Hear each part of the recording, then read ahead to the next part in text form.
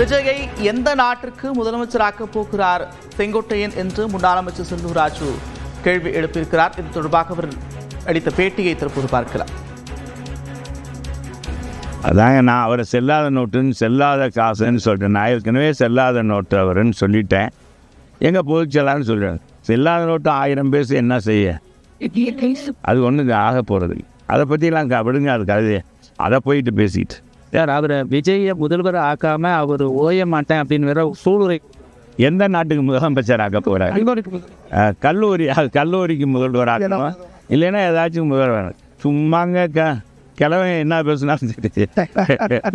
அவர் போய் இனிமேல் இந்த ஆள் கிழவன், இந்த செங்கோட்டையனுக்கு வயசு என்னங்க, இனிமேல் இவரை போய் எந்த நாட்டில் போய் என்னத்தை போராடி என்னத்தை விஜயை கொண்டு வந்து, இப்படிப்பட்ட ஆளெல்லாம் இவரெல்லாம் என்ன செஞ்சு, இவரெல்லாம் தூய்மையின் பிறப்பிடமா?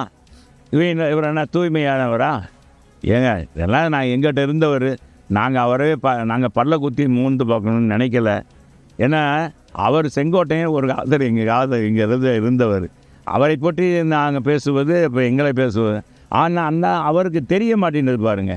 அவருக்கு தெரிய மாட்டேன்னு போயிட்டு சும்மாவும் இருக்காமல், ஏப்பா நீ அங்கேயே அவங்க ஏற்றுக்கிற மாட்டேன்றாங்க, நீ கிளம்பி நீ பேசாமல் இருக்கியா அப்படின்னு தள்ளி விட்டுட்டு போயிடறாங்க. அப்புறம் எதுக்கு நீ இது மாதிரி பேசுகிறதுனால செங்கோட்டையனை ஏற்றுக்கிற போகிறாங்களா? விடுங்கப்பா. அதாங்க, நான் அவரை செல்லாத நோட்டுன்னு செல்லாத காசுன்னு சொல்லிட்டேன். நான் ஏற்கனவே செல்லாத நோட்டு அவருன்னு சொல்லிட்டேன். எங்கே போயிச்சலான்னு சொல்கிறேன்.